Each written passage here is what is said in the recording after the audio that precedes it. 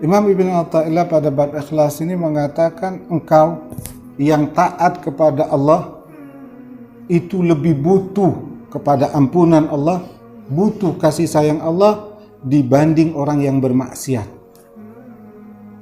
Kalau Imam Abi Yazid Al-Bustami mengatakan ahli maksiat itu dia cukup dengan satu istighfar, tapi ahli ibadah dia butuh 1000 istighfar. Jelas? Ya.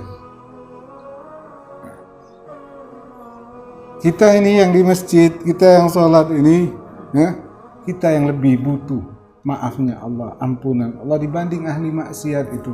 Orang yang berzina, orang yang mabuk.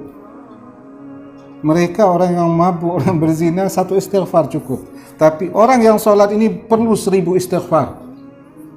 Apa sebabnya? Karena yang dilakukan orang zina itu dosa zahir. Orang yang minum kan keras, orang yang berzina dia melakukan dosa zahir. Tapi ahli ibadah yang dilakukan dosa batin. Dosa batin lebih besar daripada dosa zahir. Orang yang berzina melakukan dosa zahir. Riya, dosa zahir atau batin? Batin. Dosa riya lebih besar daripada dosa zina. Nah, ini satu penyakit yang artinya yang lebih butuh kepada Allah orang yang maksiat atau orang yang beribadah. Kita yang lebih butuh sama Allah. Maka Imam Yazid Bustami mengatakan orang yang maksiat itu, ahli maksiat itu, dia hanya perlu satu istighfar. Tidak ada istilahnya orang maksiat dia ingin ditengok dia riak. Ada ke orang maksiat riak? Mana ada. Bertapuk ya.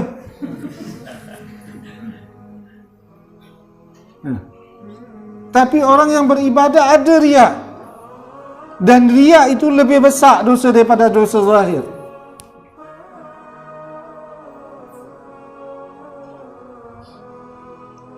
Jelas ya ikhwan.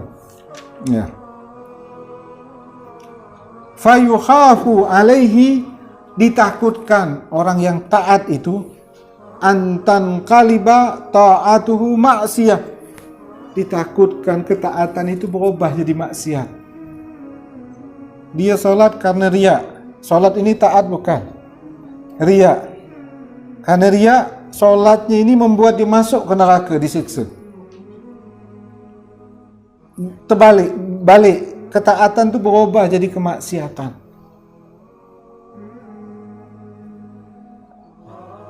Jelas. Orang yang lihat disiksa atau enggak?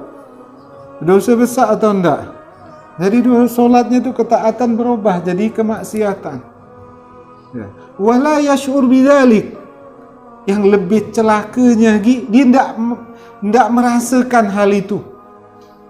Dianggap dirinya Masya Allah saleh, sembahyang, tahajud, ibadah. Dia menganggap manusia paling baik, dia enggak sadar.